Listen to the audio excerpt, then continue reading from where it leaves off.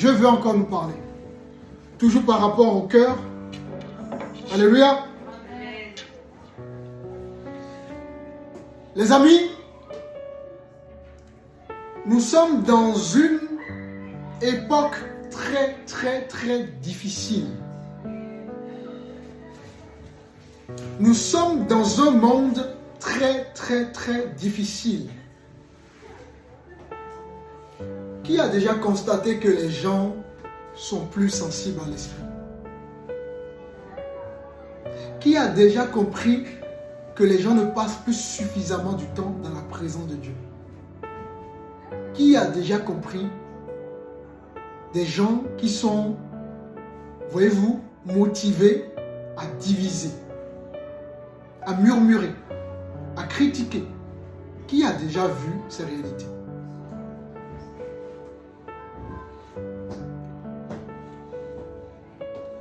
L'Église d'aujourd'hui est en train d'envoyer une mauvaise image aux non-chrétiens. Vous savez, toutes ces personnes qui rejettent l'Église aujourd'hui, qui critiquent le jour aujourd'hui, d'une part, on peut les comprendre, hein, quelque part. Voyez-vous? Parce qu'avec tout ce qui se passe aujourd'hui, avec les attitudes, les comportements de ceux qui prétendent connaître Dieu, et qui en réalité, lorsqu'on observe les attitudes et les comportements, on n'y voit pas Christ. On n'y voit pas Dieu. Alléluia. Amen.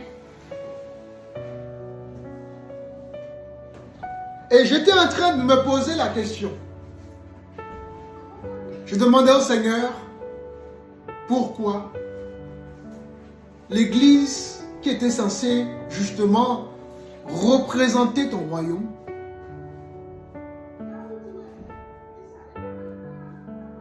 l'Église qui est censée donner de la saveur, vous comprenez ce que c'est que donner de la saveur au monde? Vous vous rendez compte de la position que l'Église a, à savoir donner de la saveur au monde?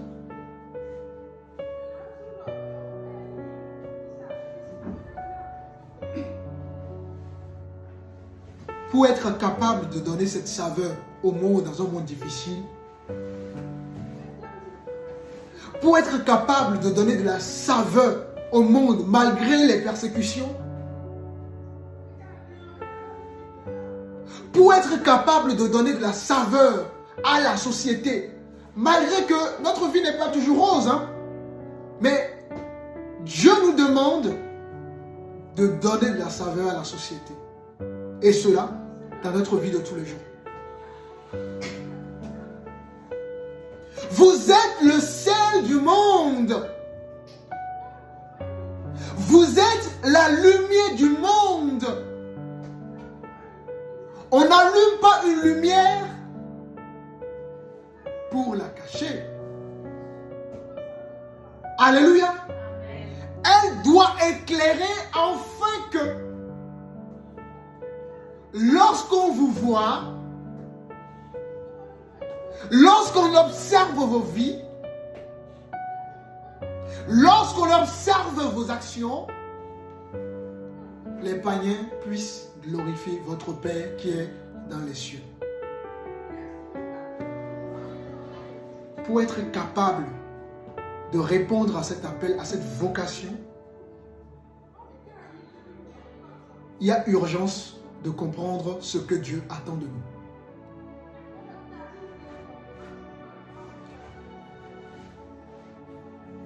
Les chrétiens qui sont censés aujourd'hui procurer de la joie céleste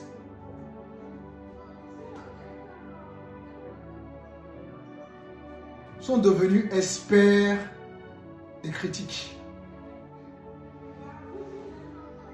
Experts, voyez-vous, des murmures. Experts, voyez-vous, des inquiétudes. Si Si vous prenez aujourd'hui 100 chrétiens, à peine sur 10, vous allez voir des chrétiens qui procurent encore de l'argent aujourd'hui. Parce que les gens restent focus à la réalité présente. Nous avons tendance à voir que les autres, à toujours voir ce qui ne va pas. Alors que Dieu nous donne des choses. Je pense que c'est la sœur Laetitia qui disait quelque chose.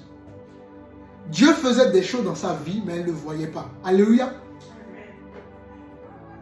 Combien sont ces chrétiens qui ne voient pas ce que Dieu fait quotidiennement? Combien? Bien-aimé. Et la réponse que Dieu m'a donnée, alors que je lui posais la question, savoir pourquoi, justement, nous qui sommes censés être le sel du monde, la lumière du monde,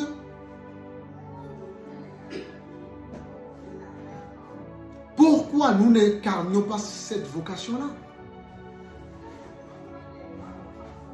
Et Dieu m'a dit, c'est le cœur. Le cœur. C'est simplement le cœur des hommes et des femmes. Alléluia. Amen. Alors, j'aimerais qu'on se pose une question essentielle ce dimanche. Quel est l'état de ton cœur, mon frère, ma soeur?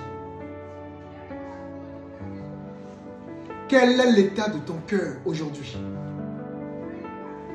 Si l'esprit devrait exposer nos cœurs en plein jour, d'accord? Qu'est-ce qui sortirait de nos cœurs, les amis?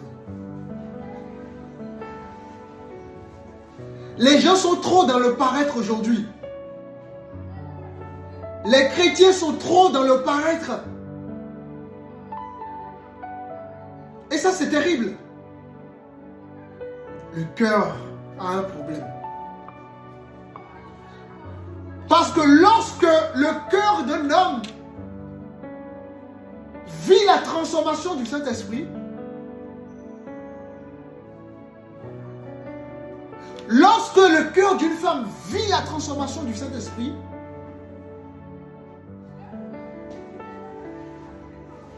c'est là justement que ce dernier ou cette dernière va refléter pleinement le royaume. Et en cela, tu serais capable d'être le sel et la lumière du monde. Jésus m'a dit une chose. Regardez ce que Jésus dira à la montagne. Jésus dit, bénissez vos ennemis. Entre vous et moi, qui est capable de bénir ses ennemis sans l'aide de Dieu? Et Jésus va rajouter ensuite de cela, il dira, que faites-vous d'extraordinaire si vous aimez que les gens qui vous aiment? Les gens du monde ne font-ils pas pareil? Mais vous, quelle est la différence que vous faites par rapport aux gens du monde? Ben, la différence est que Dieu nous appelle, nous, à être justement différents des autres. Et la différence se trouve dans les choses qui sont difficiles pour la chair. Est-ce que vous comprenez? Amen, pasteur. Tu es chrétien parce que l'on doit vivre une différence. Si les gens critiquent et que toi-même tu te mets à critiquer, que fais-tu de différent que les autres? Si les gens murmurent, que toi-même tu te mets à murmurer, que fais-tu de différent que les autres? Si les gens ont du mal à pardonner et que toi-même tu as du mal à pardonner, que fais-tu d'extraordinaire? Que faites-vous, mes frères et sœurs, d'extraordinaire?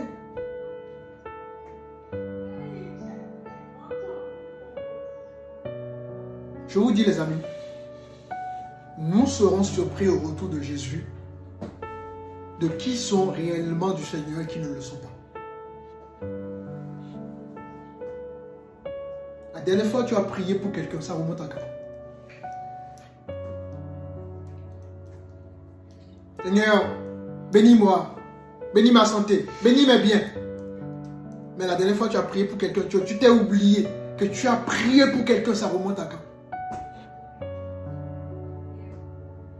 La dernière fois que tu as prié pour ton église, ça remonte à quand? La dernière fois que tu as prié pour ton pasteur, ça remonte à quand? La dernière fois que tu t'es oublié, que tu as prié pour les autres, ça remonte à quand?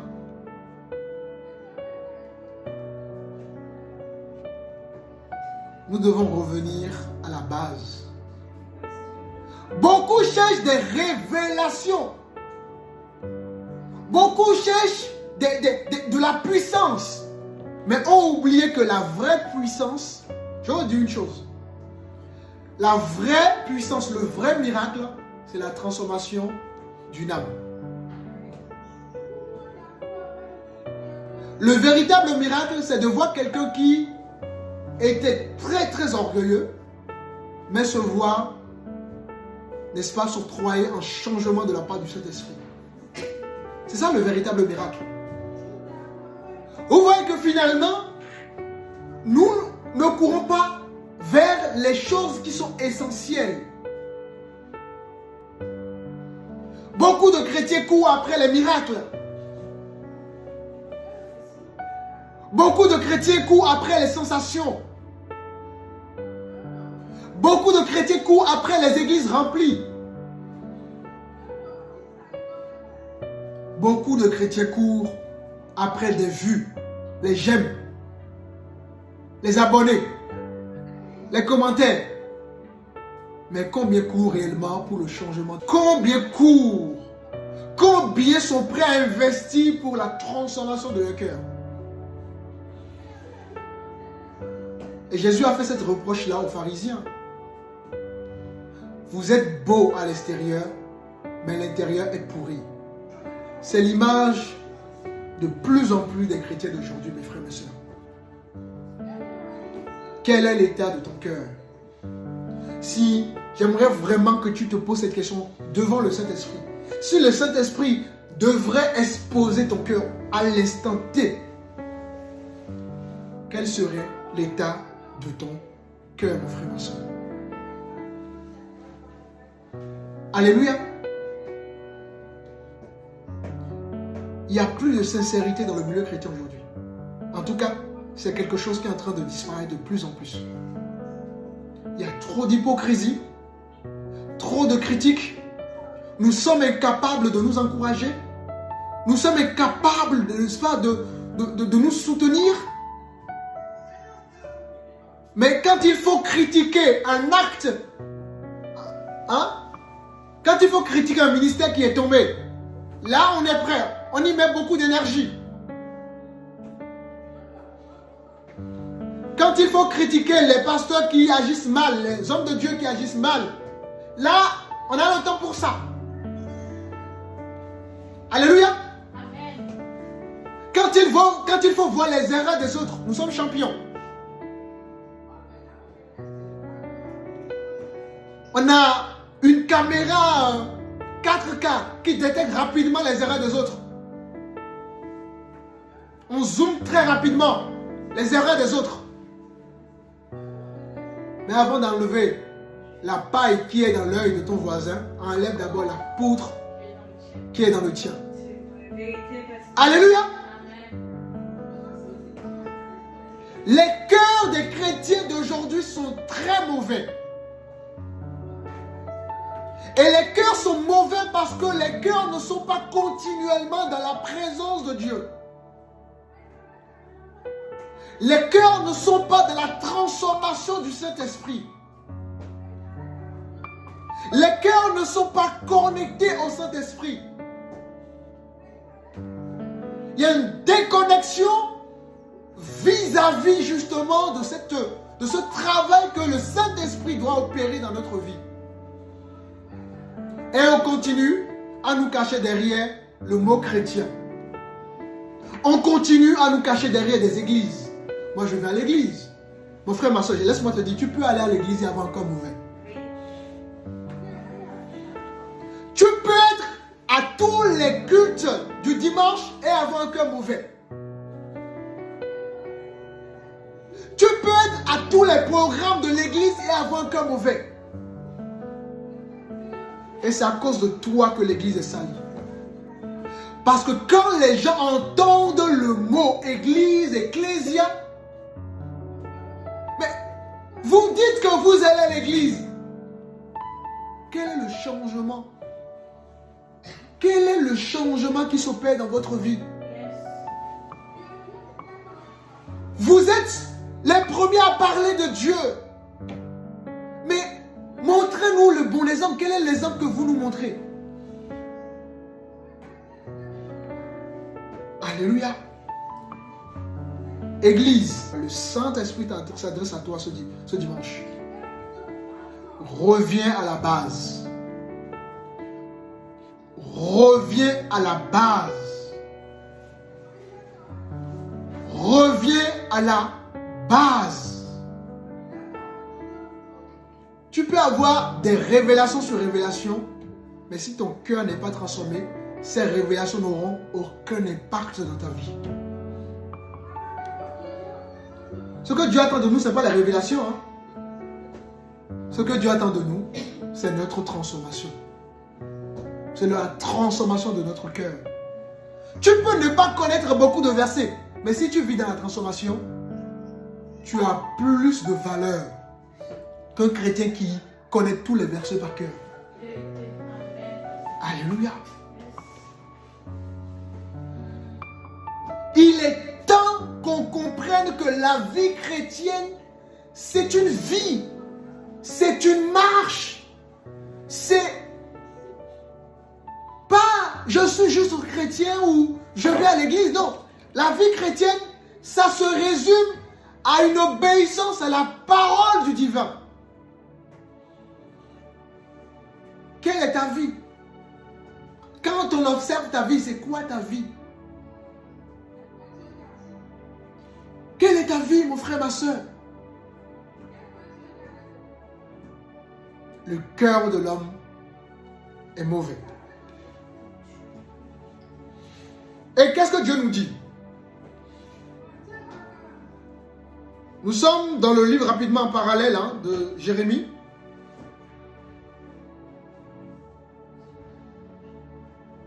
Un Samuel, chapitre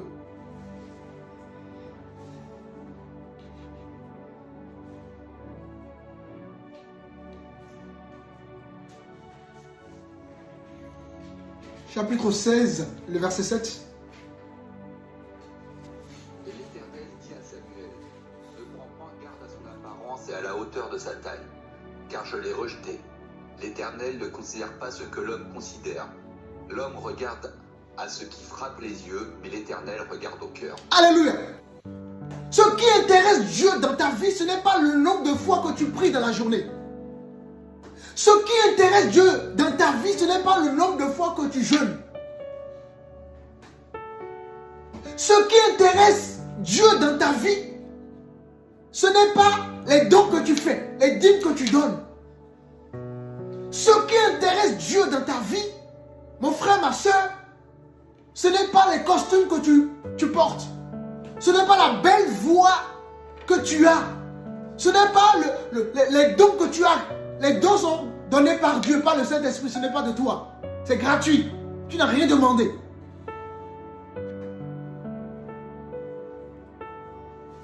Ce qui intéresse Dieu d'abord, c'est ta vie, ton cœur.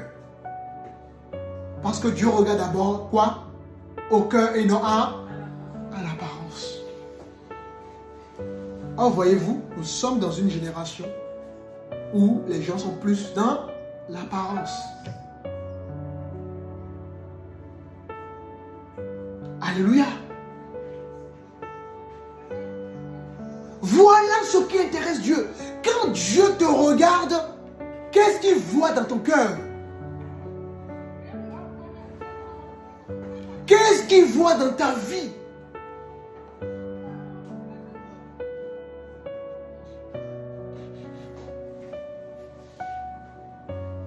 Tu crois qu'il voit les œuvres? Tu penses que c'est les œuvres qui intéressent Dieu d'abord? Seigneur, moi je donne la dîme. Seigneur, moi je vais à l'église tous les dimanches. Seigneur, moi j'évangélise tous les jours.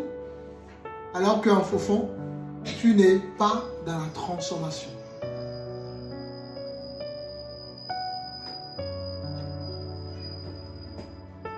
Qu'aimerais-tu que Dieu puisse voir dans ta vie, mon frère et ma soeur? Un jour, j'ai été interpellé par un ministère. Il dit, homme de Dieu, pourquoi voilà, dans tes vidéos, on voit toujours que tu es toujours dans la simplicité.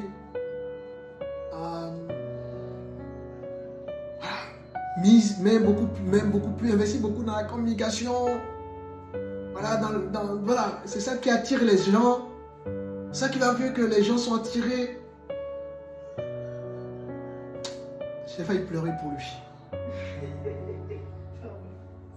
J'ai failli pleurer pour lui. J'ai dit, waouh! Et tu es un serviteur de Dieu? Tu es un serviteur de Dieu? Donc, il me reproche ma simplicité. Vous vous rendez compte? Un serviteur de Dieu qui me reproche une simplicité? Qui veut que je mise plus sur la communication? Et j'ai dit, mais je comprends mieux. Vous misez sur la communication, mais vous n'êtes pas transformé.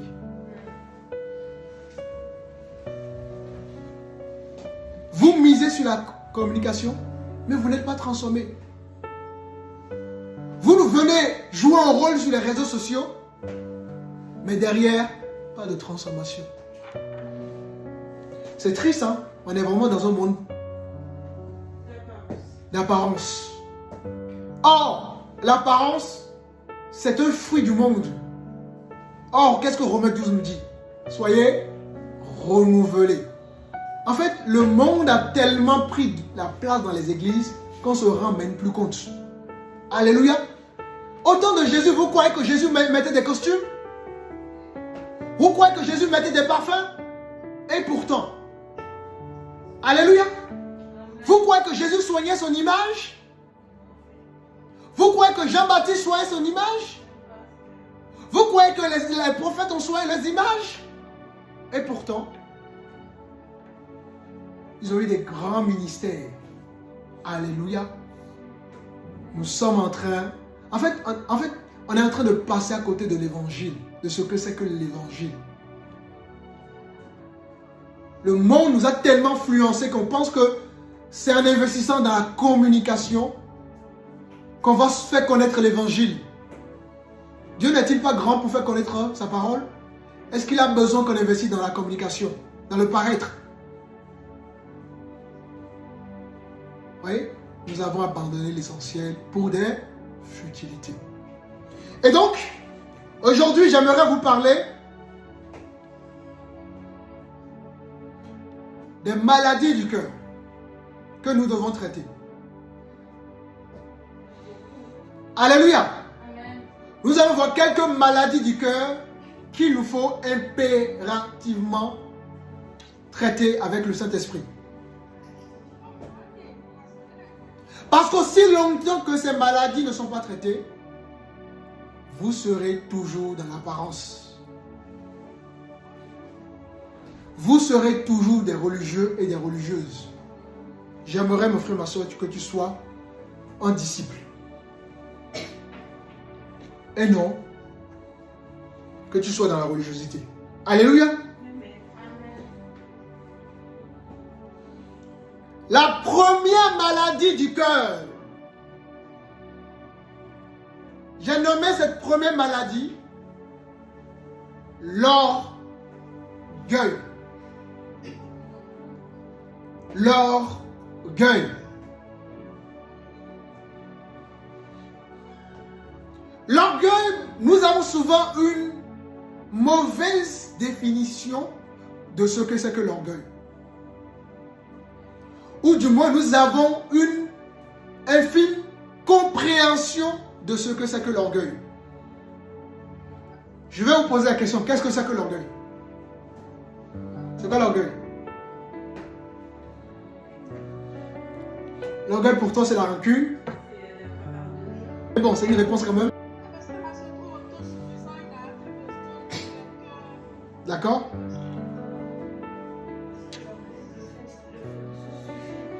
Le fait de se suffire. Ok. Comment, Rémi? C'est le manque d'humilité. Le manque d'humilité. Ok, les réponses sont en train de venir. Ok. Le manque d'humilité, le manque...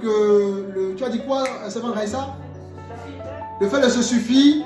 Enis a dit le fait aussi de se suffire. Oui? C'est le fait, en réalité, l'orgueil, quand tu as une haute opinion en fait, de toi-même. Quand tu as une haute opinion de toi-même, oui? Tu te vois vraiment au-dessus, tu te vois parfait, tu te vois... Quand on va te corriger, quand on va te reprendre. Ok? Ça, l'orgueil. Très bien. Toutes ces réponses sont complémentaires, font partie de la définition de ce qu'on appelle l'orgueil. D'accord? Donc, j'ai retenu se suffire à soi-même. J'ai retenu également le manque d'humilité, le fait d'avoir une haute opinion de soi, d'accord? De croire qu'on a tout, on est parfait, on a tout, voilà, comme la semaine Karine a expliqué.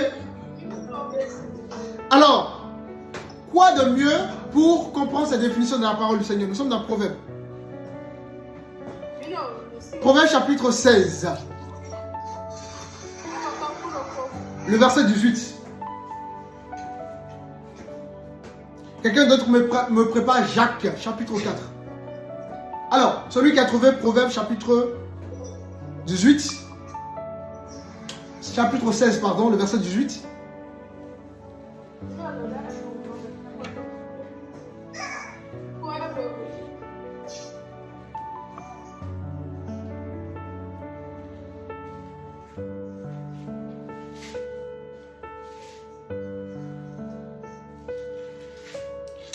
Proverbe chapitre 16, le verset 18.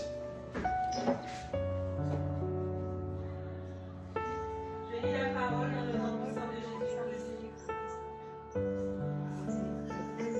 L'arrogance précède la ruine et l'orgueil précède la chute. Jacques 4, verset 6.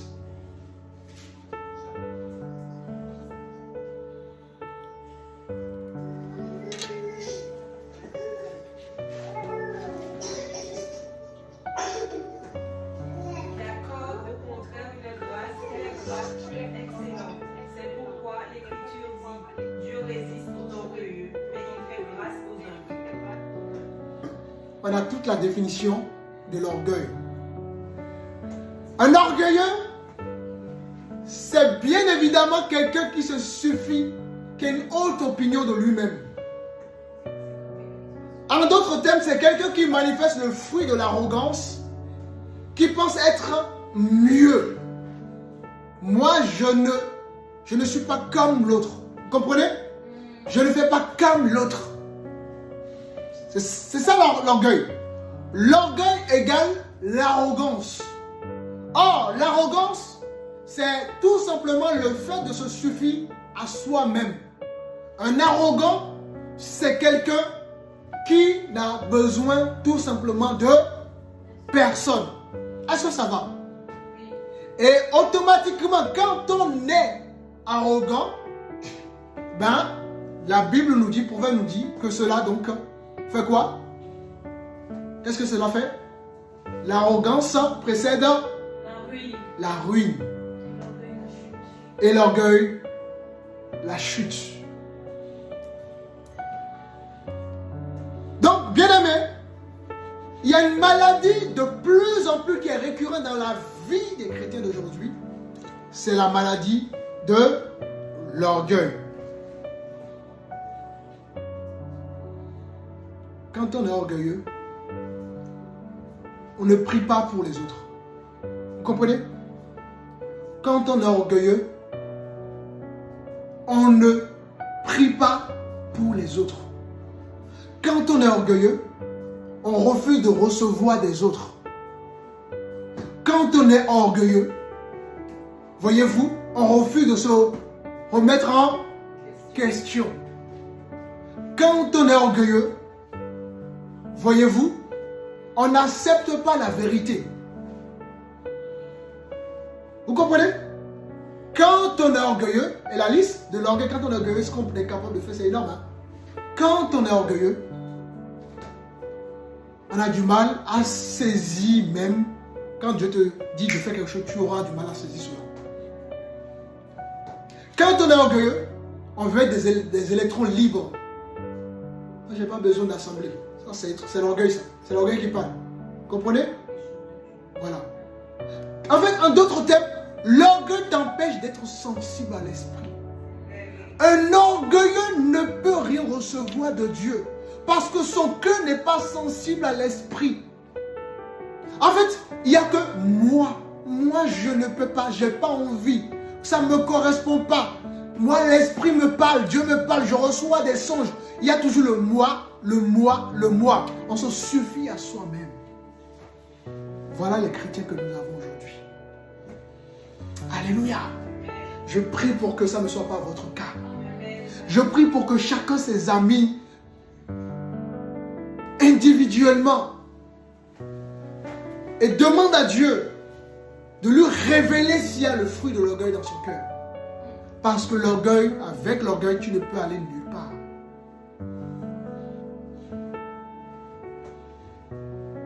Alléluia. Quand on est orgueilleux, on ne veut pas voir l'autre évoluer. C'est l'orgueil qui part dans le cœur. Quelqu'un d'orgueilleux, il n'a pas envie de voir l'effort de l'autre. En fait, la personne fait des efforts, il voit ses efforts. Hein? Mais à cause de son orgueil, il refuse d'accepter. Vous comprenez? L'orgueil, ça empêche les frères et sœurs de s'encourager dans la communauté. De voir que telle personne a une telle grâce, on peut encourager telle personne. C'est l'orgueil qui fait ça. Un peu comme un aveuglement. L'orgueil t'empêche de saisir des choses de la part de Dieu. Parce que tu as déjà une forte opinion de toi-même. Dieu ne me demanderait pas ceci. Mais pourquoi Dieu ne te demanderait pas cela? Pourquoi? Pourquoi Dieu ne te demanderait pas ça? Vous comprenez? Pourquoi Dieu ne te demanderait pas ça? C'est ton orgueil qui parle.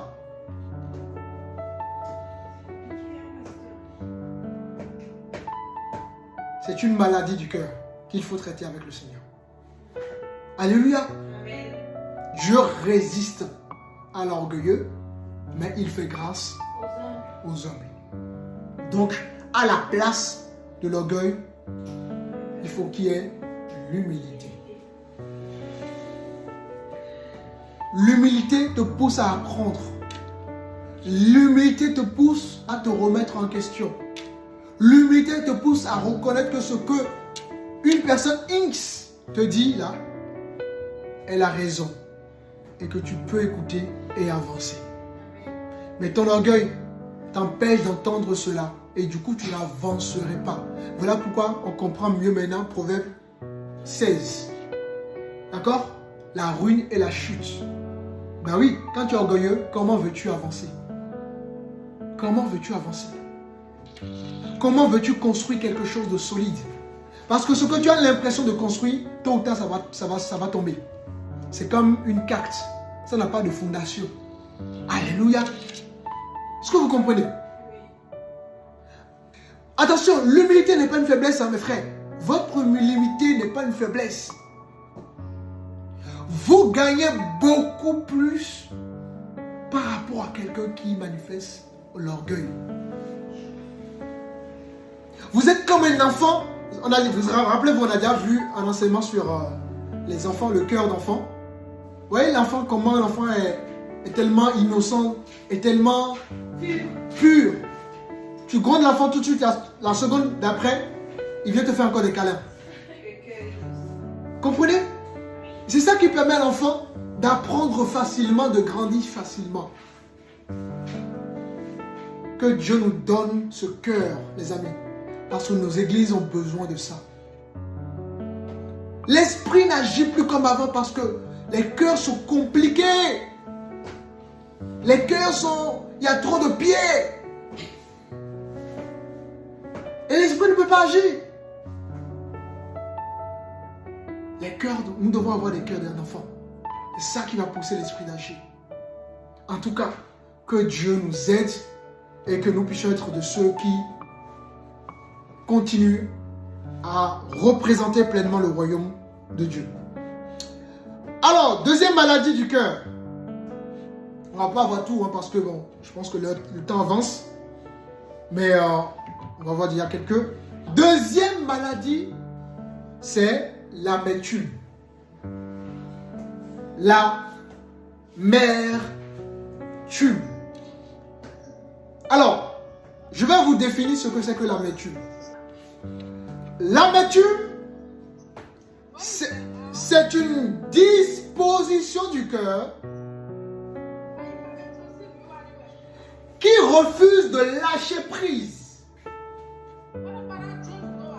L'amertume, c'est une disposition du cœur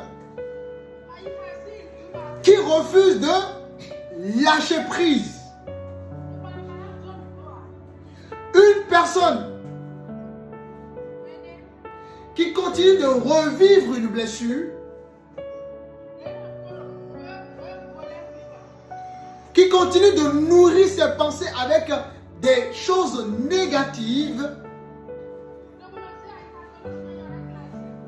qui continue de laisser la souffrance dominer sa vie, qui continue de laisser le passé dominer sa vie, continuera à vivre dans l'amertume. Parce que tu ne lâches pas. Alléluia. Et la Bible met en garde justement contre cette maladie-là. Vous voulez qu'on puisse voir ça?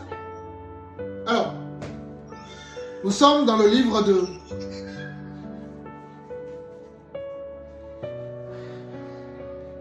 Hébreux chapitre 12, le verset 15.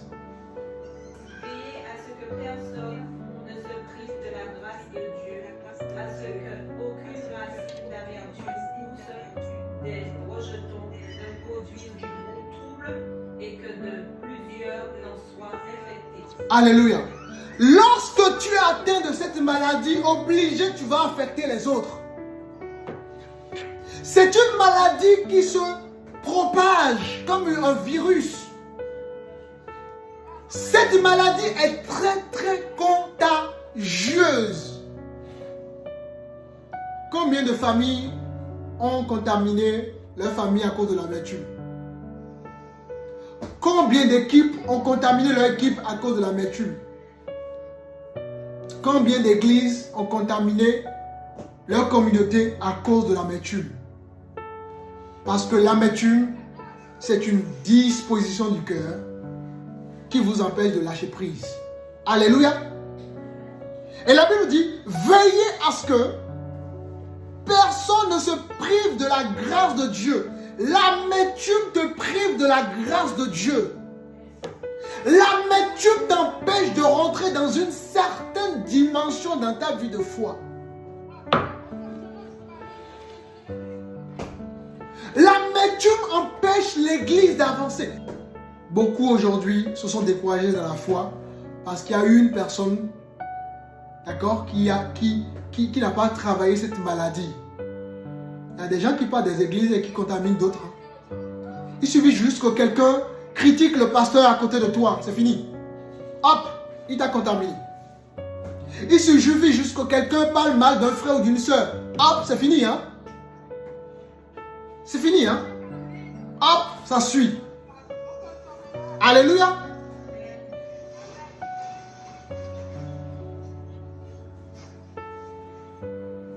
Et quels sont les signes d'un cœur qui a cette maladie-là?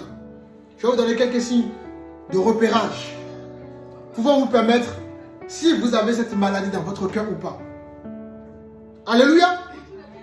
Le premier signe de l'amertume, pour savoir si tu vis dans l'amertume, parce qu'on a compris, hein, c'est le fait de ne pas lâcher prise, de toujours vivre dans le passé.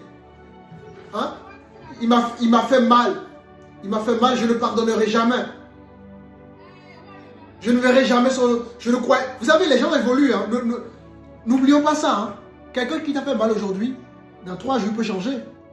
Mais nous, on continue à voir toujours la personne comme si la personne ne peut pas changer. Alléluia. Quelqu'un qui t'a fait du mal aujourd'hui peut changer demain. C'est même parce que tu as une mauvaise expérience avec quelqu'un aujourd'hui que demain la personne ne peut pas changer. Alléluia.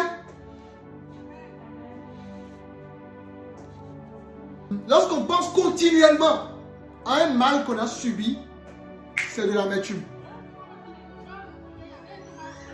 Lorsqu'on pense constamment au mal subi,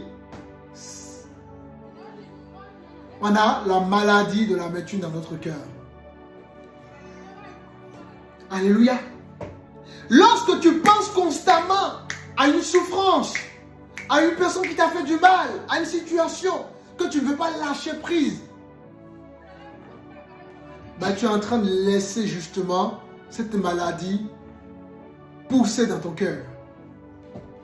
Et malheureusement, tu n'es pas la seule à vivre cela. C'est une maladie qui est contagieuse.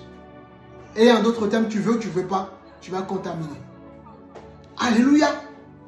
Donc, voici un premier signe qui te permet de savoir que tu as cette maladie dans ton cœur. Le fait de penser constamment, d'accord, à un mal subi. Ou à une situation, oui, généralement, un mal, ça peut être un mal venant d'un homme, d'une situation, d'une femme, des parents, des enfants. Ça peut être beaucoup de choses, d'accord? Alléluia. Est-ce que vous comprenez?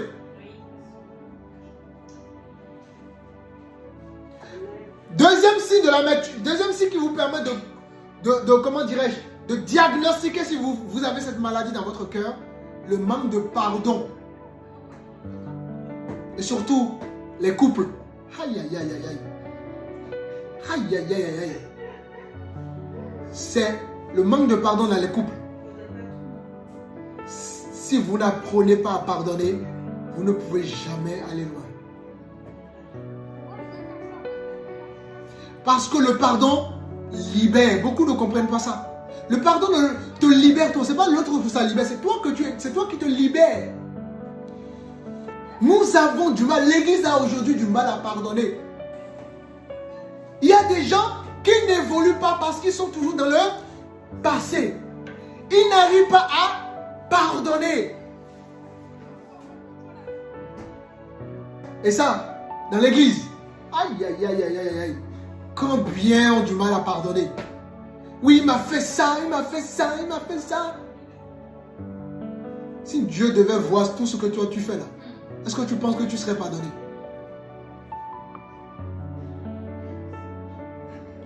Toi, tu ne offenses jamais personne. Donc, tu es parfait. Tu n'as jamais offensé quelqu'un? Tu es l'ange descendu du ciel. Donc, tu n'as jamais offensé quelqu'un dans ta vie. Et qu'est-ce que tu aimerais, si tu avais offensé quelqu'un, qu'est-ce que tu aurais aimé de la personne? Le pardon. Et pourquoi toi, tu ne le fais pas? Bien-aimés, apprenons à pardonner. J'ose dire surtout, c'est une libération, le pardon. Et l'Église a besoin de cela. Pardonnez les gens et avancez. C'est pas grave si les autres, vous pardonnez et avancez. C'est très important. D'accord? Donc, voilà un deuxième signe qui vous permet de savoir si vous avez l'amertume dans le cœur ou pas. Le manque de pardon. Autre signe qui te permet de savoir si tu as cette maladie dans ton cœur, c'est le fait d'éprouver de la joie lorsque ton frère échoue, ta soeur échoue, ta mère échoue, ton mari échoue, ton épouse échoue. quelqu'un qui t'a fait du mal échoue. Là, tu as l'amertume. En fait, tu es joyeux ou joyeuse de voir celui qui t'a fait du mal vivre dans l'échec. Aujourd'hui, vous savez, c'est difficile, hein? Rares sont les gens qui peuvent encore encourager les gens qui sont déjà loin d'eux. Ah, moi, je ne suis pas encore arrivé à cette étape, pourquoi je dois l'encourager? Moi, je ne suis pas encore... Pourquoi? Mon frère, chacun son destin. Tu ne sais pas d'où le Seigneur est en train de t'amener. Et demain, tu auras aussi besoin qu'on t'encourage. Donc, fais à ton tour, tu verras que les gens le feront pour toi. Alléluia. Apprenons à encourager les gens. Peu importe le niveau des gens. Même si les gens ont beaucoup de choses plus que vous. Encouragez-les. Alléluia. Et le fait d'être dans la joie, alors que nos frères échouent, alors que les gens qui nous ont fait du mal hier échouent, c'est le fruit de l'amertume. Est-ce que ça va? Vous allez voir ce que je viens de vous dire, hein, si vous voulez vivre, vous allez voir, la vie est tellement... Vous savez, la vie est simple, hein, les amis. Hein. C'est nous qui compliquons la vie. Je vous assure tout. Je me suis rendu compte que l'homme complique tellement la vie qu'on ne vit plus la réalité de la vie. Parce qu'on est trop dans les complications. Alléluia. Ne te réjouis pas de voir ton frère tomber. Même si tu as fait du mal, s'il tombe, ne te réjouis pas de ça. Ne te moque pas de celui qui est revenu de la guerre. Tu ne sais pas ce qu'il a vu là-bas. Là. Tu ne sais pas. Combien se sont moqués des divorcés? Eux-mêmes se sont divorcés plus tard. Alléluia. Ne te moque jamais de la situation des gens. Il ne faut jamais dans la vie, tu ne connais pas ce qui peut arriver. Tout peut basculer. Ce que tu as aujourd'hui, tout peut basculer du jour au lendemain. Les choses que nous avons ne sont pas stables. Attention, hein? Tout peut se basculer. Donc, apprenons à être humble dans la vie. Quand on est dans les critiques faciles aussi, c'est aussi un signe qui montre qu'on est dans l'amertume. Tout on critique. On critique tout. Quelqu'un fait quelque chose. Au lieu d'encourager, tu vas dire, ah, tu n'as pas mis, tu aurais dû mettre la couleur rouge ici. Pourquoi tu dois dire ça? Qui te donne le droit de dire ça? Hein? Encourage la personne. Peut-être que c'est ses choix de couleur. Ça ne te convient pas, la personne ne l'a pas fait pour toi. Ce n'est pas ton goût, vous n'avez pas les mêmes goûts. On aime trop les critiques.